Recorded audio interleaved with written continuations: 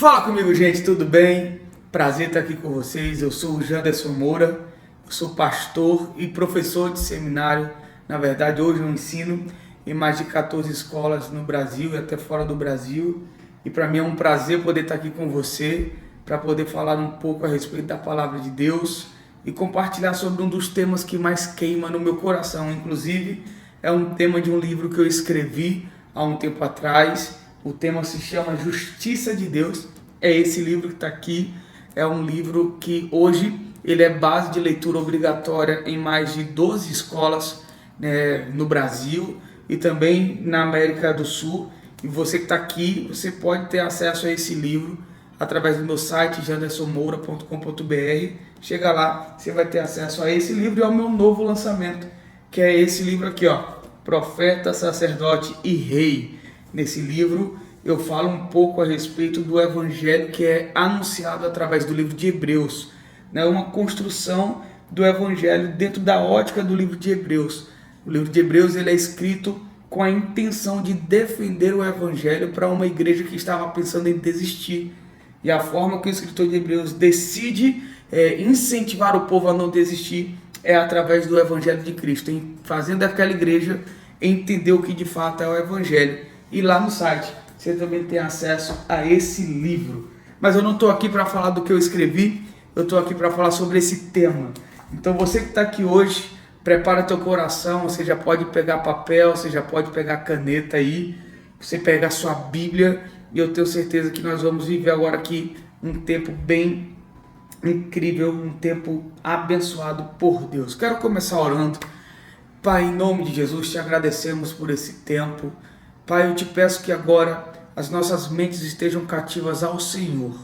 O meu desejo, o desejo do meu coração é que cada irmão aqui presente agora, que esteja assistindo essa aula, seja impactado por Tua palavra. Nós não queremos falar das nossas verdades, queremos falar da Tua verdade. A Tua palavra é a verdade.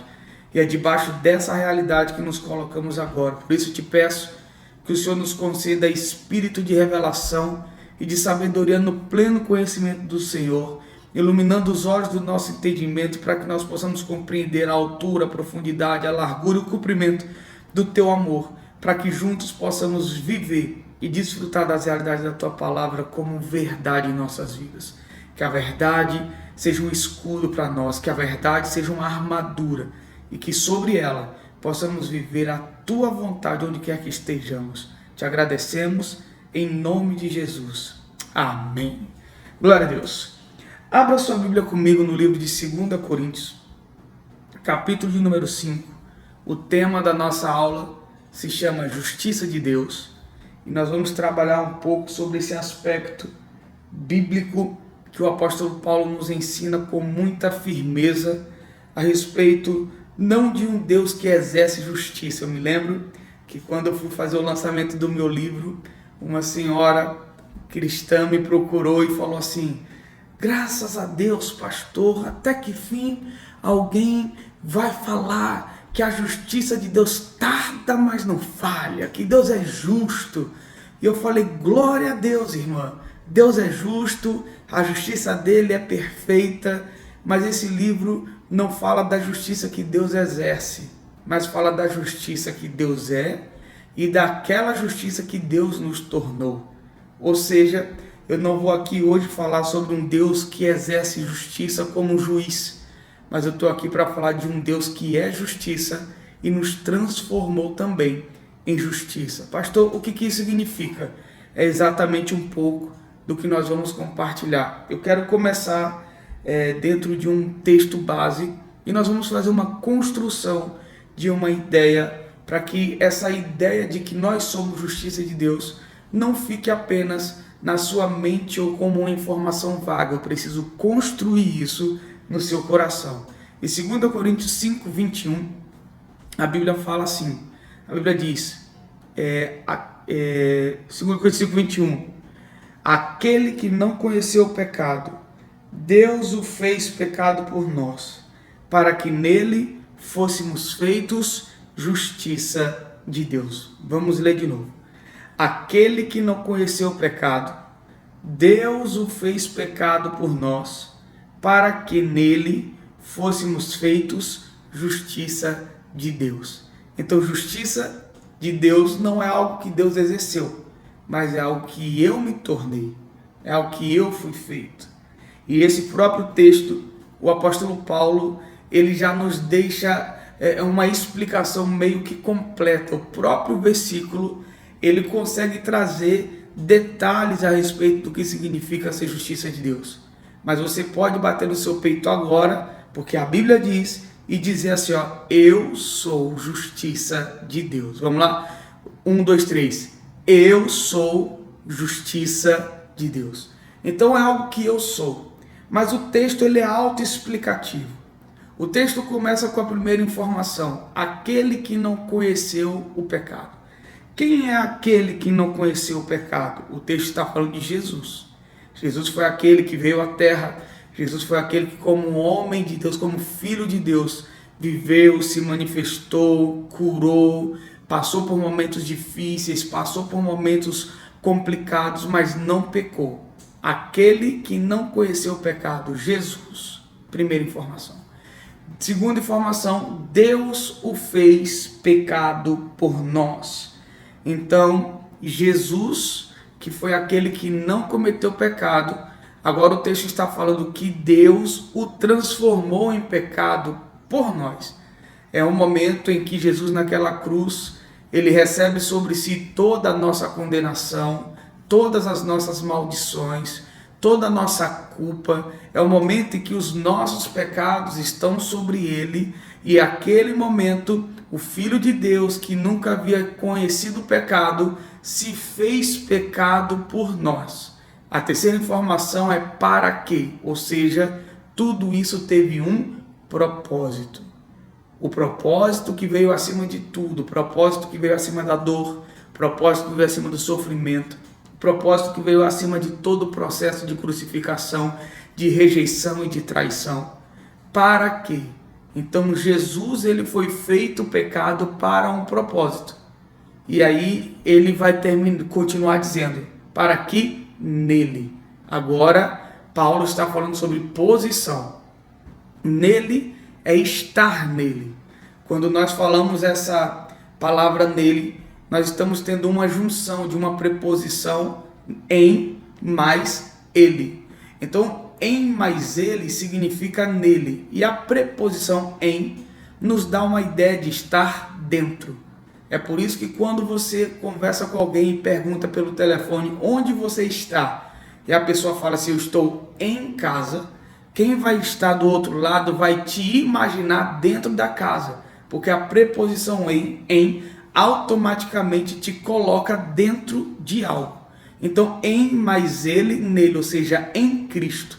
Até porque todas as nossas posições espirituais têm a ver com estar nele. Eu posso provar isso. 2 Coríntios 5, 17 é um texto que todos nós sabemos de cor. Aquele que está em Cristo é uma nova criatura. As coisas velhas já passaram, eis que tudo se fez novo. Eu poderia citar mais um texto, quando a Bíblia fala que nós estamos assentados em Cristo, nas regiões celestiais em Cristo Jesus. Efésios nos ensina isso. Então, se você parar para prestar atenção, Paulo fala também em Romanos 8:1. Agora, pois, já não há mais nenhuma condenação para aqueles que estão em Cristo. Então, todas as nossas realidades espirituais, elas são determinadas por uma posição. E Paulo, nesse texto, ele reforça essa posição, dizendo que estar em Cristo é o que vai nos dar a garantia do que vem depois. Então, Jesus, aquele que não conheceu o pecado, Deus o transformou em pecado para um propósito.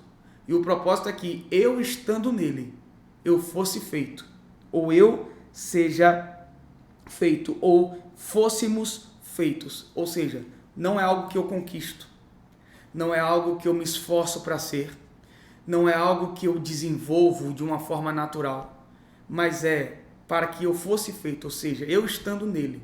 Então toda a ação, todo o processo é Deus quem exerce, para que eu estando nele, eu fosse feito. Deus me tornou, foi Deus quem fez, foi Deus quem olhou para mim e falou, se você está em Cristo, eu vou te fazer ser. O quê? Justiça de Deus. Então aqui o texto já está nos explicando. Se eu estou em Cristo, então o propósito que Jesus exerceu naquela cruz, morrendo, padecendo, se fazendo pecado, agora o resultado de eu estar nele diante do que ele fez, faz com que Deus me transforme, faz com que Deus me torne justiça de Deus. A grande questão aqui é o que significa ser justiça de Deus. Mas nós podemos perceber que o próprio texto, ele vem nos colocando dentro de um contexto muito específico. Até porque eu não posso pegar esse versículo isolado e aplicar ele em você, por mais que ele seja autoexplicativo. Para eu aumentar o nível de compreensão sobre o que significa ser justiça, precisamos voltar um pouco. E num pouco que nós voltamos, nós podemos perceber o apóstolo Paulo fazendo uma linha do tempo. No versículo 15 ele fala que Cristo morreu por todos, para que agora não vivamos mais para nós mesmos, mas para que nós possamos viver por aqueles por quem Jesus morreu e ressuscitou. Então Paulo constrói, eu não vivo mais para mim mesmo. No 16 Paulo fala, porque nós daqui em diante a ninguém olhamos mais segundo a carne, ou seja, o meu olhar mudou. Eu não vivo mais para mim, o meu olhar não é mais o mesmo, agora eu olho como Deus olha, agora o meu olhar é um olhar espiritual, porque no 17 eu nasci de novo. Aquele que está em Cristo é uma nova criação. As coisas velhas já passaram e eis que tudo se fez novo. Então, olha só, Paulo está dizendo, eu não vivo mais para mim mesmo. Meu olhar mudou, porque eu nasci de novo. Eu sou uma nova criatura. As coisas velhas passaram, tudo se fez novo. E aí ele vai continuar dizendo e trazendo uma informação muito forte. No versículo 16, quando ele fala que nós daqui, no versículo 18, perdão, quando ele vai dizer que tudo provém de Deus, que nós fomos reconciliados. No 19 ele vai dizer que agora que eu fui reconciliado, eu também vou reconciliar. No 20 ele vai dizer que nós somos embaixadores e representantes. Tudo isso porque aquele que não conheceu o pecado, Deus o fez pecado por nós, para que nele fôssemos feitos justiça de Deus. Então Paulo está falando de uma posição, de uma restauração, de algo que Deus fez. Mas tem uma chave no versículo 17 que me faz ir profundo na Bíblia, quando ele fala que aquele que está em Cristo é uma nova criatura. Essa palavra criatura no grego, ela seria melhor traduzida por criação. Aquele que está em Cristo é uma nova criação. Então, uma pergunta se estabelece em minha mente. Por que uma nova criação? Qual a necessidade de uma nova criação ter sido feita? Então, se existe uma nova, é porque existiu uma velha. Alguma coisa aconteceu com a velha para que uma nova tivesse que ser feita. Então, para que nós possamos entender melhor todo esse contexto e entendermos melhor o que significa ser justiça de Deus, então nós precisamos entender o que houve com a primeira criação. O que aconteceu com a primeira criação para que Deus tivesse que fazer uma nova? E se nós estamos falando da primeira criação, nós estamos falando de um texto muito específico, que é onde Deus começou a criar todas as coisas que nós podemos encontrar lá no livro de Gênesis. Então, abra sua Bíblia comigo e vamos voltar algumas páginas da nossa Bíblia. Você vai abrir comigo em Gênesis a partir do capítulo 1. Eu não vou ter tempo de falar todos os detalhes, mas eu vou fazer uma narrativa desse texto até chegar no lugar onde eu preciso nesse processo de criação. Deus, no princípio, criou os céus e a terra. Então tudo começa com Deus criando, com Deus usando a sua palavra, Deus usando a sua palavra criacional, sua palavra criativa, né? O verbo, como João explica, que no princípio criou todas as coisas, a palavra que trouxe a existência de todas as coisas. E aqui Deus ele começa a dar ordem ao caos. Ele criou todas as coisas, veio trevas, e então pelo poder da sua palavra Deus começou a dar ordem ao caos e criar todas as coisas. Deus criou tudo de acordo com a sua vontade. Deus criou tudo de acordo com quem ele era. Tudo que Deus criou, de acordo com a Bíblia, Deus criou nele. Tudo foi criado nele. Tudo foi criado por intermédio dele.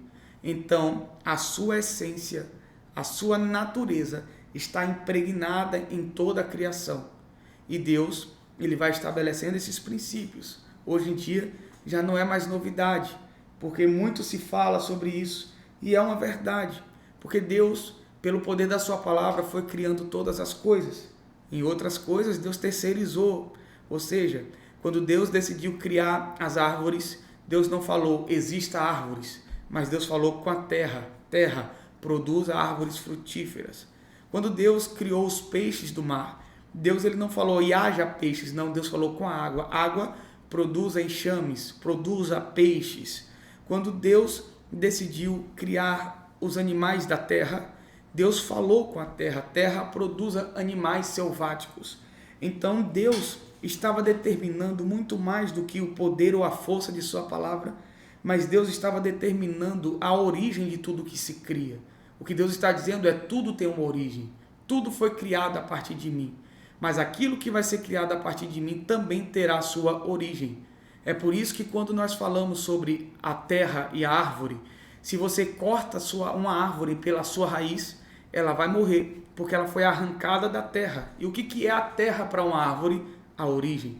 Eu sempre digo isso, que se você pegar um animal, um cachorrinho, e colocar debaixo de uma água, dentro da água, ele vai morrer afogado, porque ele foi retirado do lugar de sua essência, do lugar de sua origem. Então, quando a criação sai da sua origem, ela morre. A mesma coisa se você tirar o peixe de uma água, ele vai morrer, porque a origem dele não é a terra, a origem dele é a água, e Deus não está fazendo isso de uma forma aleatória, Deus está sendo intencional em todo esse processo, porque Deus sabia que tudo que ele estava criando e projetando, Deus tinha um alvo, Deus tinha um foco, e o foco era o ápice da sua criação, que foi a sua última etapa de criação. E é justamente aqui que eu vejo Deus criando e Deus cuidando do seu povo. O livro de Gênesis, ele é carregado de realidades teológicas, principalmente quando nós entendemos Gênesis 1, 2 e 3 como capítulos precedentes. Pastor, o que isso significa? Isso significa que esses 3 primeiros capítulos, eles contêm todas as revelações e todos os padrões de tudo que vai acontecer no restante da Bíblia. Tudo que você vai ver, de Gênesis 3 até Apocalipse 22, você vai ver todo o fundamento nos 3 primeiros capítulos de Gênesis, porque são capítulos padrões. Um padrão é estabelecido e através desse padrão nós vamos perceber que Deus está desenvolvendo todas as realidades. Aqui nós temos o precedente de como o diabo age, nós temos o precedente do poder da palavra de Deus, nós temos um precedente de provisão, Deus nos ensinando. E essa aqui eu vou falar com você, porque eu sei que você precisa ouvir isso. Porque quando se fala de provisão, a gente sempre usa aqueles termos, né? Fica em paz, meu irmão, Deus proverá. Fica na paz, Deus está provendo. Só que quando eu olho para Gênesis, eu não posso concordar com essa palavra. Mas pastor, e o que Deus falou com Abraão quando estava subindo o monte? E Abraão respondeu para Isaac, filho, Deus proverá. Na verdade, a tradução no português é Deus proverá. Mas o que Abraão cita é Jeová Jiré. O Senhor é a minha provisão. Então, quando eu olho para Gênesis, por exemplo, o ápice da criação foi o homem. Deus criou o homem. Mas a minha pergunta é, quem veio primeiro? Tudo que o homem precisava para viver ou o homem? Deixa eu fazer de melhor essa pergunta. Como que foi a ordem? Deus criou o homem, colocou no Éden e disse, agora espera aí que eu vou prover tudo para você? Ou antes Deus proveu tudo para o homem e depois colocou o homem? Se o homem foi o ápice, foi a conclusão da criação, então eu percebo que Deus colocou tudo que o homem precisava na terra. E só depois Deus trouxe o homem. Porque quando Deus deu a vida a Adão já tinha a provisão necessária para cumprir o seu propósito. E é por isso que eu quero liberar essa palavra para você. Não pense que Deus vai liberar a provisão para que você cumpra o seu propósito. Se você tem vida e se você tem chamado, se você tem propósito, então a provisão já existe. Só que no reino de Deus, tudo acontece por meio da fé. E é a fé que nos faz estender as mãos aos céus, agarrar as realidades que ainda não se manifestaram e trazê-las como uma verdade diante de nós, porque nós vivemos pela fé. O justo viverá pela fé. Eu quero profetizar isso sobre a sua vida. Deus não vai prover nada para você. Se você tem vida, e se você tem um chamado, e se você tem um propósito, o fato de você ter acordado e estar assistindo essa aula agora, quer dizer que Deus já tem a provisão de tudo que você precisa. Deus não proverá, Ele já proveu. Aleluia! Glória a Deus. Recebe essa palavra, que isso é para você. Fala assim, eu recebo. Aleluia! Nós temos que tomar posse das palavras que Deus nos libera. E isso está aqui, dentro do padrão do que nós estamos falando em Gênesis, da criação. E no final de tudo, lá no capítulo 2, no capítulo 1, no versículo 26, Deus ele começa a criar o homem. E como que Deus cria o homem? Façamos o homem, não da terra, não da água. O homem vai ser feito à minha imagem e à minha semelhança. Então Deus cria o homem nele. Essa palavra criar vem bará, do hebraico, que significa trazer à existência algo que nunca houve. Então Deus está criando algo que nunca existiu. O homem, a criação do homem é algo que nunca existiu, até porque o padrão da criação do homem foi o próprio Deus. Deus estava ali, nele mesmo, dando à existência algo que nunca houve. E Deus criou o homem nele. Então, olha que interessante. Quando Deus termina a conclusão, ou quando Deus conclui a formação do homem, lá em Gênesis capítulo 2, no versículo 7, a Bíblia fala que Deus formou o homem do pó da terra. Olha só, Deus agora forma o homem do pó da terra. Então o homem é criado em duas etapas. Primeiro Deus cria, depois Deus forma. O externo, o corpo, foi feito do pó da terra. Então Deus criou ali uma obra de arte, uma obra-prima, que é a nossa estrutura. Por quê? Porque Deus não queria que o homem fosse apenas um ser espiritual. Deus queria que o ser espiritual que o homem é se manifestasse na terra. Então Deus dá um lugar para que o homem possa acessar as realidades da terra, um corpo, mas na sua essência sendo aquilo que Deus é. E é justamente aquilo que eu falei com você. Se você tira a árvore da terra, ela morre. Se você tira o peixe da água, ela morre. Se você bota um cachorrinho na água, ele morre. E o homem que teve a origem em Deus, se ele também for separado de Deus, a consequência desse homem vai ser morte. Então em Gênesis 2, Deus ele cria o homem do pó da terra. Então Deus dá para o homem que é espiritual a capacidade de se mover e de estar na terra. Então Deus cria o homem na sua essência nele, mas dá um corpo para o homem para que aquilo que Deus é no homem se manifeste aqui na terra. Então Deus cria o homem em duas etapas. Deus cria o homem à sua imagem, à sua semelhança, e Deus coloca dentro do boneco de barro que ele criou, e o homem passou a ser uma alma vivente. Então a essência do homem é Deus. Deus é a origem do homem. É por isso que o princípio de morte, quando nós lemos a direção de Deus em Gênesis capítulo de número 2, no versículo de número 15, e que Deus fala, tomou, pois, o Senhor Deus ao homem e o colocou no jardim do Éden para o cultivar e o guardar. E o Senhor Deus lhes deu essa ordem, de toda árvore do jardim comerás livremente, mas da árvore do conhecimento do bem e do mal não comerás, porque no dia em que dela comeres, certamente morrerás. O que Deus está falando aqui não é de uma morte física. O que Deus está falando aqui é, no dia em que você pecar, no dia em que você não fizer aquilo que eu estou te direcionando, você vai sair de mim, da minha origem, vai haver uma separação. E assim como a árvore fora da terra é morta, assim como o peixe fora da água é morto, assim também é o homem fora de Deus. Porque toda a criação, quando está separada da sua origem, ela morre. Então Deus é a origem do homem.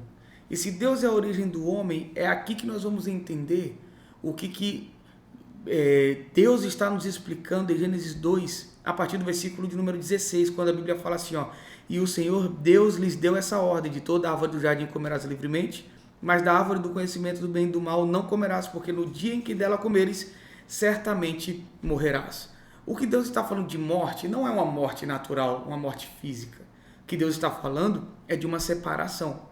A morte que Deus está falando aqui, alguns teólogos chamam de morte espiritual, outros odeiam esse termo.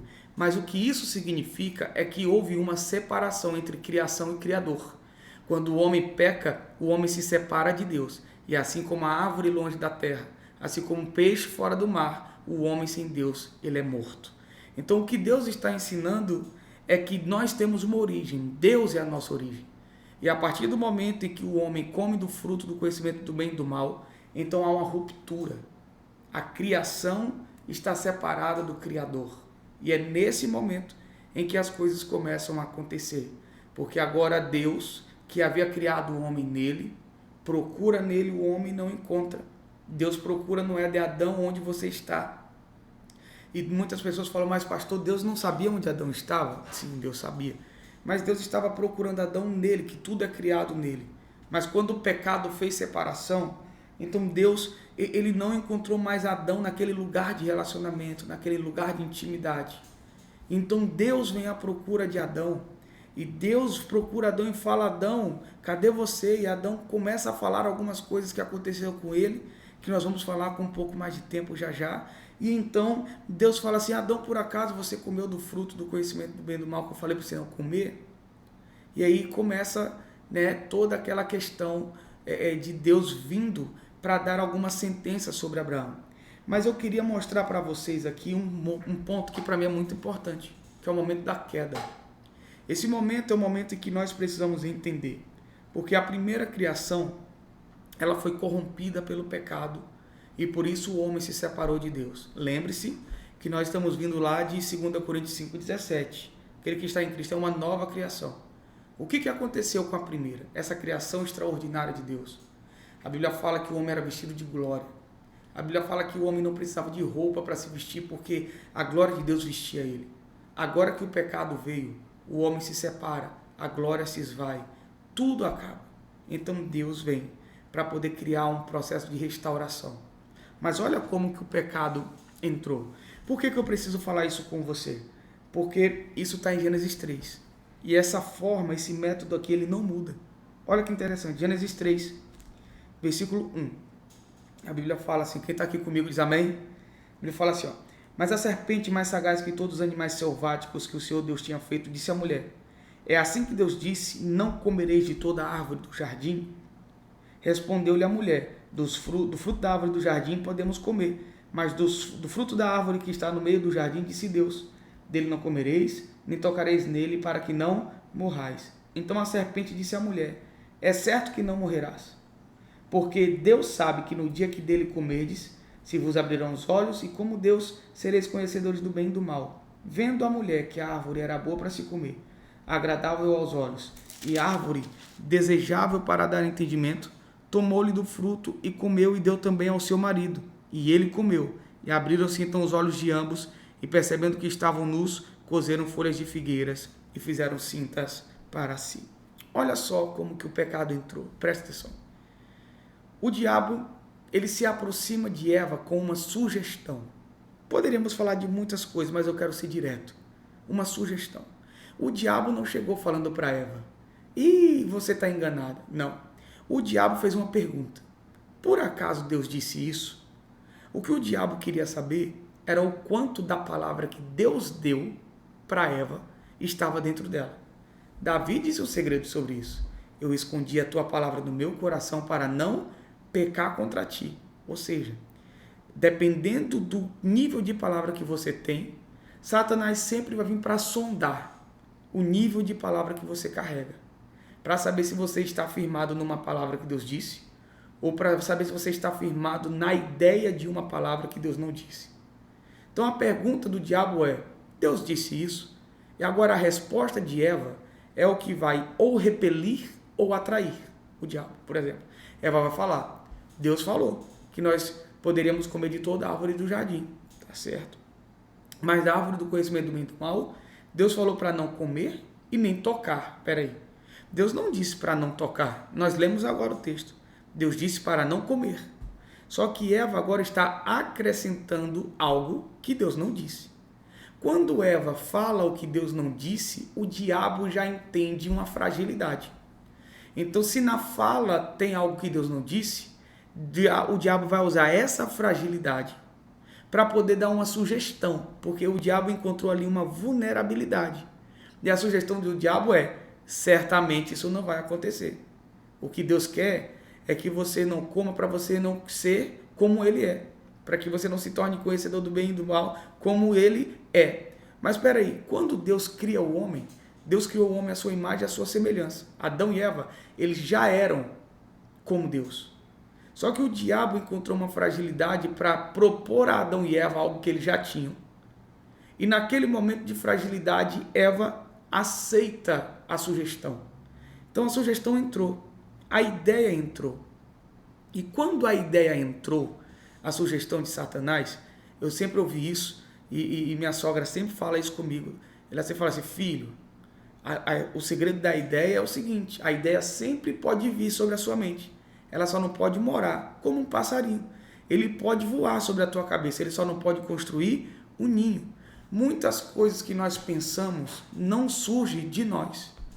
Muitos pensamentos que fluem do nosso interior não são pensamentos desenvolvidos por nós mesmos. O diabo, ele tem dardos inflamados, ideias, pensamentos, sugestões que ele lança para ver se você vai abraçar ou se você vai rejeitar. Quando nós abraçamos uma sugestão do diabo, então coisas dentro da gente começam a mudar. Foi o que aconteceu com Eva. O texto diz que quando a sugestão entrou, o olhar de Eva mudou. Então Eva olha para o fruto e vê que o fruto é desejável para se comer e agradável para se dar entendimento. Quando a concupiscência dos olhos entrou, a visão mudou, então Eva tem a atitude de comer do fruto, do conhecimento do bem e do mal. Então Deus aqui está nos ensinando, cuidado com o que você fala.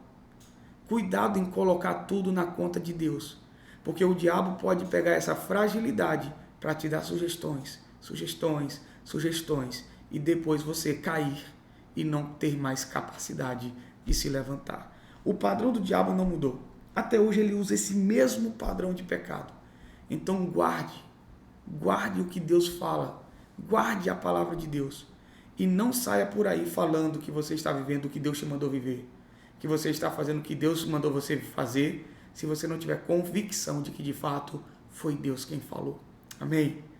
Então, o diabo consegue fazer o homem pecar.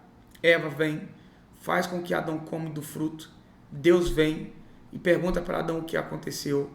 Adão fala, foi a mulher que o Senhor me deu. Deus fala com Eva o que aconteceu. Eva fala, foi a serpente. Então Deus vem e Deus faz uma promessa.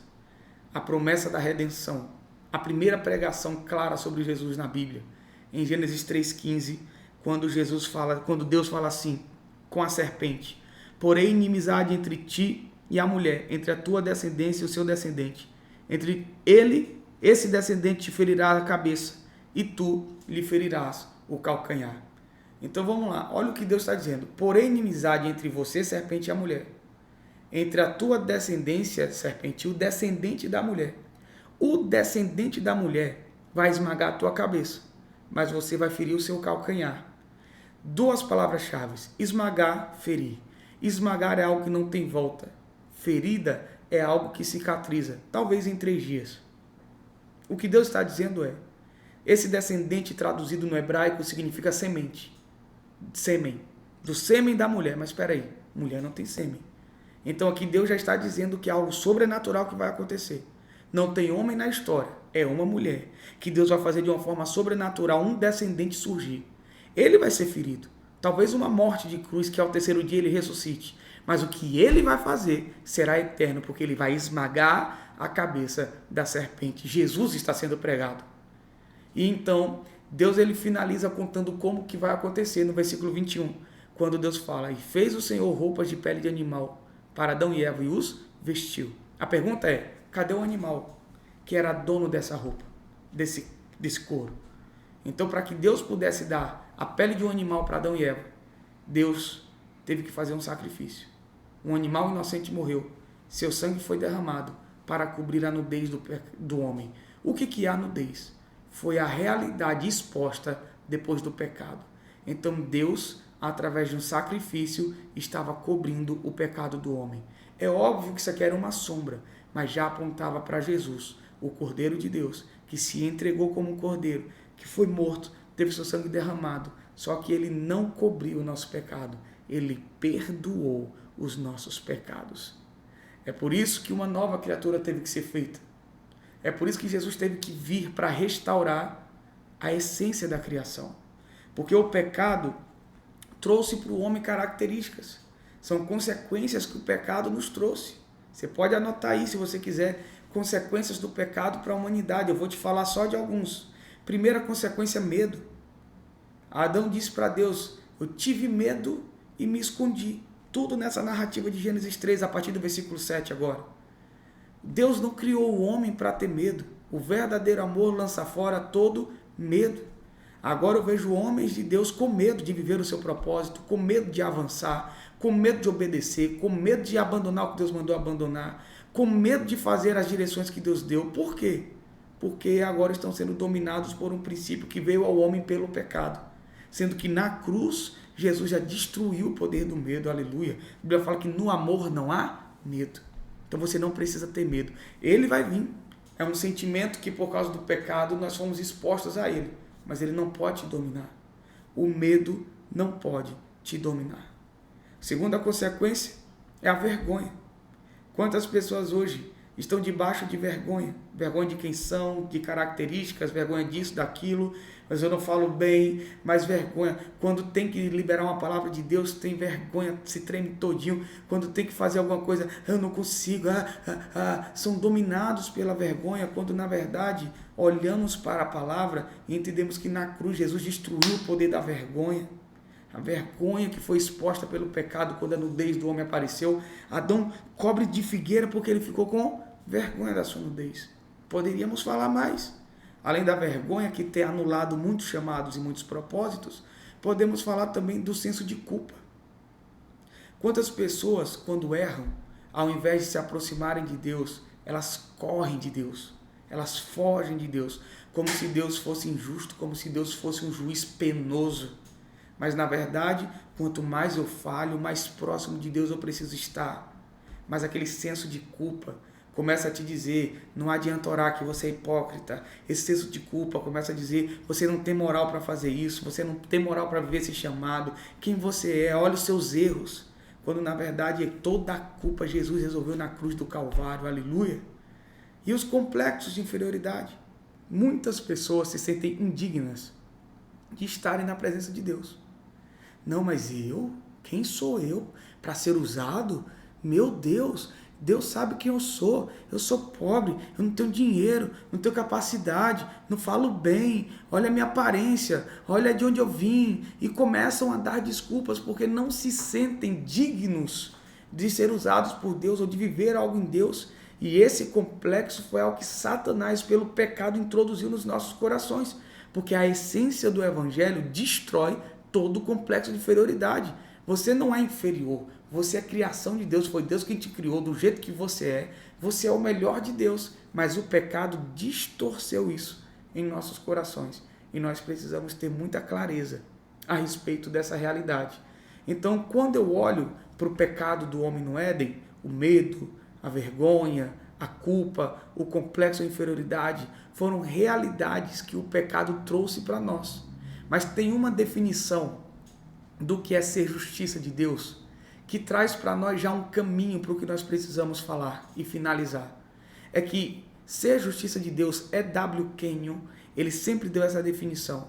Ele sempre disse que ser justiça de Deus é a habilidade de permanecer na presença de Deus sem sentimento de culpa, medo ou inferioridade, agindo como se o pecado nunca tivesse existido.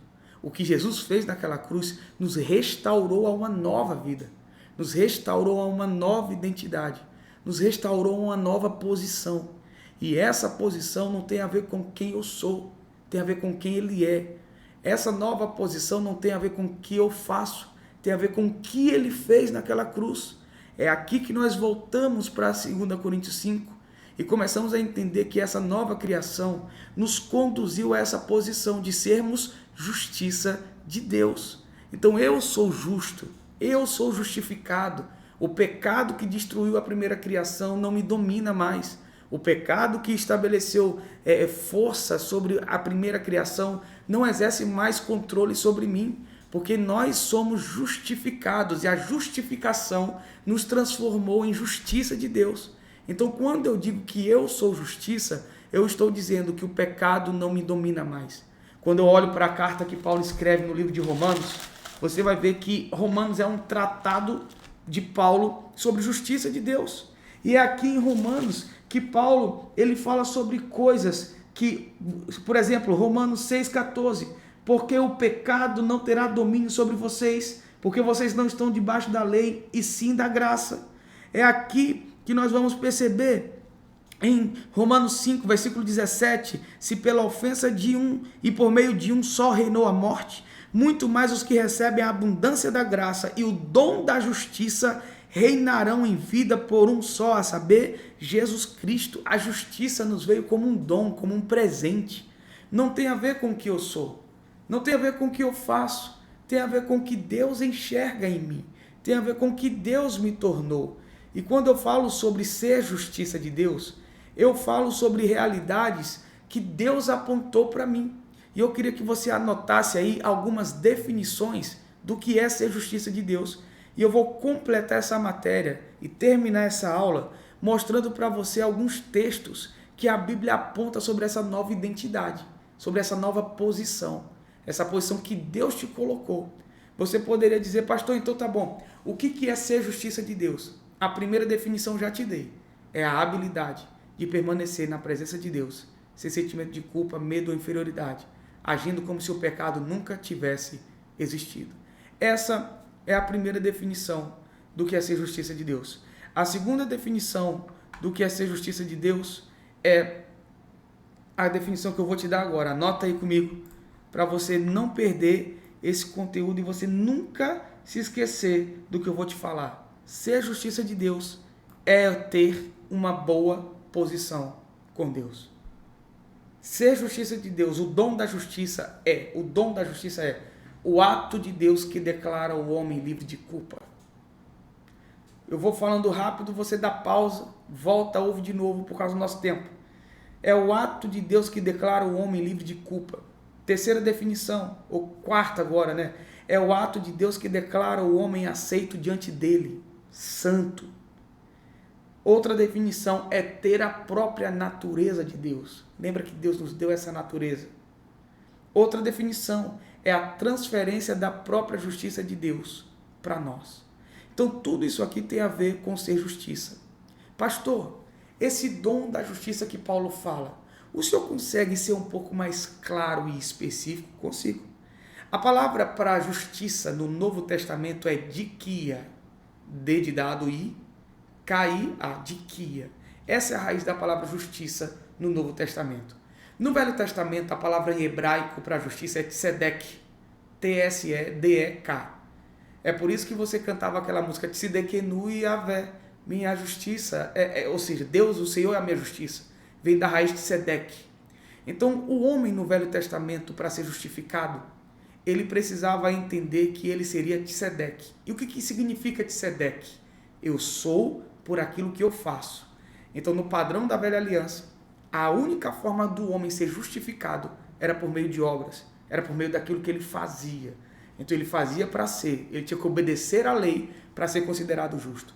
Na nova aliança, a palavra dikia, ela não vem com esse significado, mas o significado da palavra dikia é dom, presente. Eu sou porque me tornaram. Então Deus estava mostrando duas realidades distintas. No Velho Testamento, para o homem ser justificado, ele tinha que fazer para ser. No Novo Testamento, ele recebeu de graça um dom, o dom da justiça. É por isso que o Evangelho, ele não pode ser desconectado uma realidade da outra. Ouvimos muitas pessoas dizendo, nós somos o que somos porque Deus nos tornou, e nada do que fazemos pode mudar essa posição, e nós não precisamos nos importar com o que fazemos, porque tudo que eu faço é lei, tudo que eu faço não é graça. Só que a Bíblia não diz isso. A Bíblia ela não anula o tzedek. A Bíblia ela não anula as obras. A Bíblia ela coloca as obras, o tzedek, no lugar certo. Hoje, eu não faço para ser, mas porque eu sou, eu faço. Porque as minhas obras revelam quem eu sou. Então não tem essa de eu não preciso fazer para ser, claro. Você não precisa fazer para ser. Mas o que você faz não tem a ver com quem você vai se tornar. O que você faz tem a ver com quem você já é. É por isso que o dom da justiça é uma posição boa com Deus.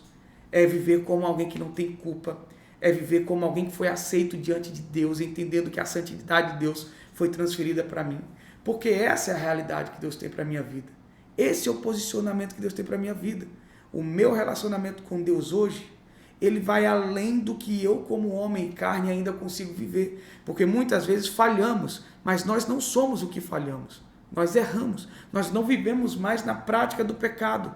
E esse é o grande segredo. Eu não vivo no pecado, mesmo pecando. E talvez essa conta que não fecha. Porque ser justiça de Deus é ser colocado numa posição oposta ao pecado.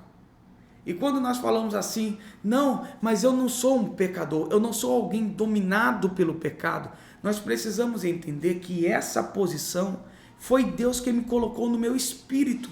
Mas a minha salvação, ela acontece de uma forma plena quando o espírito, alma e corpo completam esse processo. Então, quando Deus fala que eu sou justiça e que o pecado não me domina, essa é a realidade espiritual sobre a minha vida. Só que eu não posso também esquecer que eu tenho um corpo e que eu ainda vou cometer pecado. E eu quero finalizar tudo isso te mostrando a diferença entre cometer pecado e viver no pecado. Então, gente, já estamos aqui em um novo ambiente, numa nova sala, mas com o mesmo conteúdo para finalizar o nosso processo. E o final de tudo é nós entendermos o que Deus vai nos mostrar da diferença entre cometer pecado e viver no pecado. Pastor, mas isso tem diferença? Tem. A Bíblia consegue distinguir as duas realidades e nós não podemos colocar tudo isso como uma verdade única. 1 João, capítulo 1, versículo número 5 a seguir, a Bíblia fala assim, ó, ora, a mensagem que da parte dele temos ouvido e vos anunciamos é esta, que Deus é luz e não há nele treva nenhuma.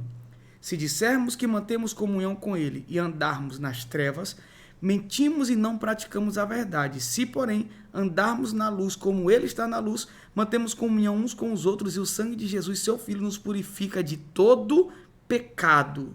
8.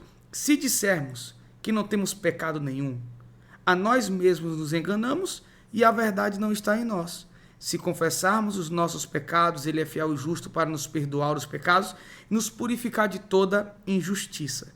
Se dissermos que não temos cometido pecado, fazemo-lo mentiroso e a sua palavra não está em nós. Filhinhos meus, estas coisas vos escrevo para que não pequeis. Se, todavia, alguém pecar, temos um advogado junto ao Pai, Jesus Cristo justo, e ele é a propiciação dos nossos pecados, não somente pelos nossos próprios, mas ainda pelos do mundo inteiro. Olha só que realidade extraordinária. O João, ele está falando sobre pessoas que nasceram de novo. João está falando sobre pessoas que foram purificadas do pecado. João está falando de pessoas que foram alcançados pela salvação porque andam na luz. Mas ele está dizendo um pequeno detalhe. Se eu digo que eu não tenho pecado nenhum, eu estou mentindo e a verdade não está em mim. Mas ele também já me deu uma arma, uma provisão para o pecado. Se confessarmos os nossos pecados, ele é fiel e justo para nos perdoar os pecados e nos purificar de toda e qualquer injustiça. O que é injustiça? É o oposto da justiça. É uma mancha que vem sobre você. É uma realidade que vem para tentar anular a sua identidade. Então, olhando à luz da palavra, eu consigo discernir claramente que Deus está nos ensinando. O quê? Eu nasci de novo. Deus me libertou do poder do pecado. O pecado não tem mais domínio sobre mim, porque eu não estou debaixo da lei, eu estou debaixo da graça. Mas eu não posso afirmar que eu não peco, porque se eu disser que eu não peco, eu sou mentiroso, a verdade não está em mim. Mas como eu sei que eu peco, eu já tenho uma provisão. Eu tenho um advogado junto ao Pai, Jesus Cristo justo, que se eu confessar, ele me perdoa. Entende que toda a fala de João está no campo de cometer pecado? Agora, no mesmo livro, um capítulo à frente, para a mesma igreja, sem mudar contexto, sem mudar nada, João continua. Repete comigo, continua. Isso. Por que continua? Porque ele não está começando um argumento, ele está concluindo um argumento. Ele está dando continuidade ao que ele começou a falar no capítulo 1. No capítulo 1, ele foi claro sobre cometer pecado. Agora, olha o capítulo 3, a partir do versículo 1. Vede que grande amor nos tem concedido o Pai, a ponto de sermos chamados filhos de Deus. E de fato somos filhos de Deus. Por essa razão o mundo não nos conhece, porquanto não conheceu a Ele mesmo. Amados, agora somos filhos de Deus e ainda não se manifestou o que haveremos de ser. Sabemos que, quando Ele se manifestar, seremos semelhantes a Ele, porque haveremos de vê-lo como Ele é. e a si mesmo se purifica todo o que nele tem essa esperança, assim como ele é puro. 4. Todo aquele que pratica o pecado mudou a linguagem. Não é mais comete. Agora, que pratica o pecado também transgride a lei, porque o pecado é a transgressão da lei. Sabeis também que ele se manifestou para tirar os pecados e nele não existe pecado. 6. Todo aquele que permanece nele não vive pecando. Algumas versões dizem não vivem na prática do pecado. Algumas versões dizem que não peca. Essas versões, elas são um pouco equivocadas, porque na verdade, se nós estudamos a Bíblia, não estudamos por versões, precisamos estudar com traduções. E as traduções, que são as mais próximas do original, não apontam para a ideia de não peca, porque senão estaria contradizendo tudo que o capítulo 1 diz. Mas a versão, o texto original diz que todo aquele que permanece nele não vive na prática do pecado. Todo aquele que vive na prática do pecado não o viu e nem o conheceu. Qual a diferença? É simples. Aquele que vive na prática do pecado é o que faz o que quer. É o que vive de acordo com a sua mente, com a sua vontade. Paulo explica isso em Efésios 2.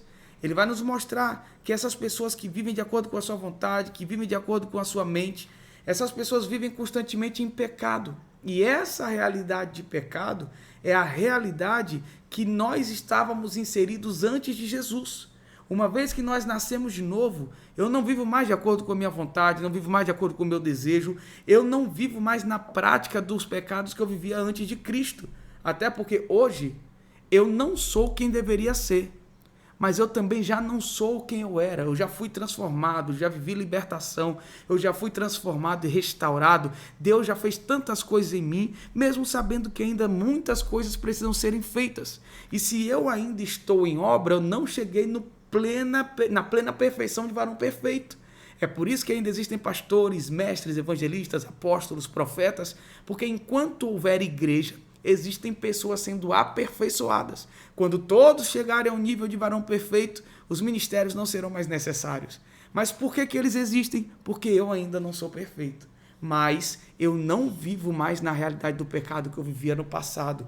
Tudo se fez novo. O que passou, passou. Eu fui liberto, o pecado não me domina mais. Porém, eu não posso dizer que eu não cometo pecado, mas posso dizer que não vivo na prática do pecado. O pecado não é um estilo de vida para mim. O pecado não é uma realidade de vida para mim. Porque aquele que vive na prática do pecado não o viu nem o conheceu, porque aquele que vive pecando não o conheceu. É o que o texto está dizendo. 7. Filhinhos, não vos deixeis enganar por ninguém. Aquele que pratica a justiça é justo, assim como ele é justo. Aquele que pratica o pecado não é comete, é pratica o pecado, procede do diabo, porque o diabo vive pecando desde o princípio, e para isso se manifestou o Filho de Deus, para destruir as obras do diabo. Todo aquele que é nascido de Deus não vive na prática do pecado, pois o que permanece nele é a divina semente. Essa palavra semente no grego vem de sêmen. Ora, esse não pode viver pecando porque é nascido de Deus. Aqui já é uma questão de natureza. Aqui já é uma questão de essência.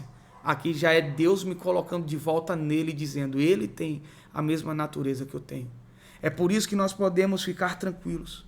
Se você é filho de Deus, você não é mais dominado pelo pecado. Ainda que você cometa pecados, Deus já tem a provisão para isso. E por mais que seja uma fala muito comum no nosso meio, assumindo a ideia de que somos pecadores, eu poderia corrigir a tua fala para te dizer, é melhor nós assumirmos o fato de que cometemos pecado. Mas quando eu falo de ser ou não pecador, eu falo de natureza, de essência e de origem. A minha origem não é mais o pecado. Aquele que está em Cristo é uma nova criatura. O pecado, ele exerceu domínio e controle sobre quem eu era antes de Jesus. Jesus destruiu naquela cruz o poder do pecado e nós estamos caminhando para esse processo de libertação completo em Deus. Então eu poderia te dizer, você é filho de Deus, você é herdeiro de Deus, você é alguém que Deus escolheu, que Deus levantou para viver uma vida de acordo com a vontade do Pai, de acordo com o desejo e o coração de Deus. Você é filho, você é amado, você é justo. O pecado não exerce mais domínio sobre você. Você é habilitado, capacitado. Você tem unção, você tem poder, você tem autoridade, você tem chamado. Tem a graça de Deus sobre você. Então você não pode ser refém do seu pecado. Você não pode ser refém do que você fez no teu passado. Você não pode ser refém dos seus erros. Isso não pode te aprisionar. Rompa esse limite. Não permita que o pecado exerça domínio sobre você, porque aquele que não conheceu o pecado, Deus o fez pecado por nós, para que nele fôssemos feitos justiça de Deus. Não estamos mais debaixo da lei com condenação. Estamos debaixo da graça, para vivermos a adoção de filhos. Nós somos filhos de Deus, somos guiados pelo Espírito de Deus, nós vivemos a imagem de Deus, temos a herança que Deus nos deu, a capacidade que Deus nos deu, o amor que Deus nos deu, o propósito que Deus nos deu, o cuidado que Deus nos deu, temos tudo. É por isso que Paulo fala em Romanos: que diremos, pois, diante dessas coisas? Se Deus é por nós, quem será contra nós? Aquele que nem mesmo seu próprio filho poupou, quanto mais não nos entregará nele todas as coisas. Que diremos, pois, diante dessas coisas? Se Deus é por nós, quem será contra nós? Olha isso. Isso é forte. E nós precisamos tomar posse dessa palavra. Porque a conclusão de Paulo é: quem nos separará do amor que está em Cristo? Será tribulação, angústia, perseguição, fome, nudez, perigo, espadas. Porque todos os dias nós somos entregues à morte como jogados a leões no matadouro para que leões nos matem. E aí o apóstolo Paulo vai dizer: mas diante de todas essas coisas, nós somos mais do que vencedores. Porque eu estou bem certo que nem a morte, nem a vida, nem os anjos, nem os demônios, nem as coisas do presente, nem as coisas do futuro, nem nada do que pode vir, nem qualquer outra criatura que decida se manifestar, nem ela vai poder nos separar do amor de Deus que está no que eu faço? Não. Que está no que eu fiz? Também não. Nas minhas promessas? Não. Nos meus jejuns? Não. Na minha postura? Não. Nas minhas obras? Não. Mas o amor de Deus que está em Cristo Jesus, o nosso Senhor. É por isso que eu vim aqui para te dizer: a tua posição em Deus hoje não é determinada pelo teu passado, não é determinado por tuas falhas ou por teus erros. A tua posição tem a ver com o que Jesus fez naquela cruz para transformar você em algo que sozinho você jamais conseguiria se tornar. Você é justiça de Deus. O pecado não te domina e Deus te habilita para voltar ao lugar de onde você nunca deveria ter saído, o lugar da comunhão, o lugar do relacionamento, o lugar da intimidade, para que você se levante com autoridade, para que você se levante com ousadia e para que você viva tudo que Deus tem proposto para a tua história.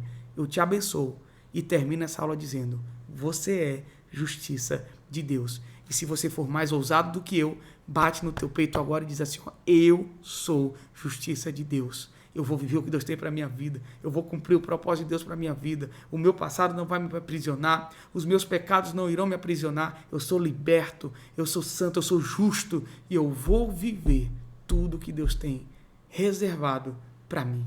Essa é a palavra que eu deixo para você. E eu espero que isso crave no teu coração. Eu queria falar sobre isso com você 10 horas seguidas. Mas esse tempo que eu tenho, eu queria lançar essa semente para que você vá e viva tudo que Deus tem para você. Você não é qualquer coisa. Você não é o que os homens dizem.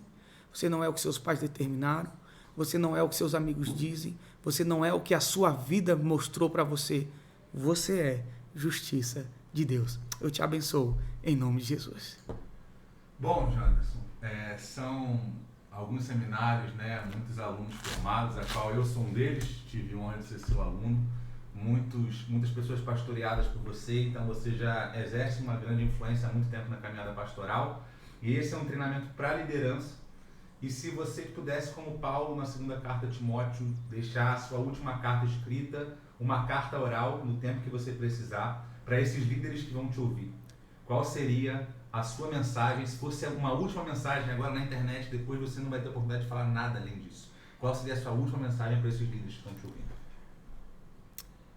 O que eu falaria para todas essas pessoas, e é o que eu tenho falado sempre para quem me empresta o ouvido nesse sentido. Graças a Deus, nesse tempo, muitos professores, muitas pessoas foram levantadas através do nosso ministério. E o que eu falaria é: o chamado não tem a ver com a gente. O chamado não tem a ver comigo. O chamado não tem a ver com o que eu construo. Não tem a ver com o que eu vou construir. Chamado e ministério não tem a ver com o meu pessoal, mas tem a ver com pessoas. A essência do evangelho é a anulação de quem anuncia, mas o crescimento de quem recebe. Então nunca foque em você, sempre foque nas pessoas. Você terá motivo para desistir durante toda a sua caminhada. Você vai ter motivo para abandonar durante toda a sua caminhada. Pessoas serão injustas, pessoas te machucarão, pessoas falarão de você coisas que não aconteceram. E todas essas informações vão te levar para um lugar: desistir, abandonar, não é justo, não é correto, não é certo. Mas nunca se esqueça que se Deus nos chamou, Deus não nos chamou para que nós estivéssemos bem ou para que nós pudéssemos viver a vida construindo algo para nós. Deus nos chamou por causa de pessoas. E essas pessoas precisam de você. Existem pessoas que eu jamais vou acessar. Existem pessoas que o Elan jamais vai acessar. Mas existem pessoas que você vai acessar. Então, como Paulo disse a Timóteo, pregue a palavra. Está a tempo, fora de tempo. Ensina, exorta, chama, com paciência, longanimidade, mas não deixe de viver o que Deus tem para a sua vida por causa de homens. Não deixe de viver o que Deus tem para a sua vida por causa de circunstâncias. Não desista. Eu sei que essa palavra não existe, mas eu quero criar ela para você. Você é indesistível. Você não nasceu para desistir. Você não é daqueles que retrocedem para a perdição, mas você é daqueles que avançam em fé para cumprir um chamado que Deus confiou a você. Muitas pessoas dizem que pessoas são substituíveis. É uma verdade. Mas o que Deus colocou dentro de você, nenhuma outra pessoa na terra vai carregar a mesma realidade. Então, o meu conselho para você é: viva o que Deus tem para a sua vida. Seja coerente com a palavra. Conheça a palavra. Não pense só em você. Pense no teu propósito, no reino, nas pessoas. Não fale o que Deus não falou. Não anuncie o que Deus não disse. Não comprometa o seu caráter por falas, posições ou status. Viva o que Deus tem para você. Porque ainda que homens te reprovem, você vai chegar diante de Deus. E tudo que você fizer em Deus vai ser considerado madeira, feno, palha, ouro, prata, pedras preciosas. E aquela obra que se queimar vai sofrer dano. Mas a obra que permanecer é a obra que Deus aprovou. O meu desejo é que você seja aprovado. Então não viva por homens, viva por um propósito que é muito maior do que você mesmo. Eu te abençoo e essa é a minha carta para você.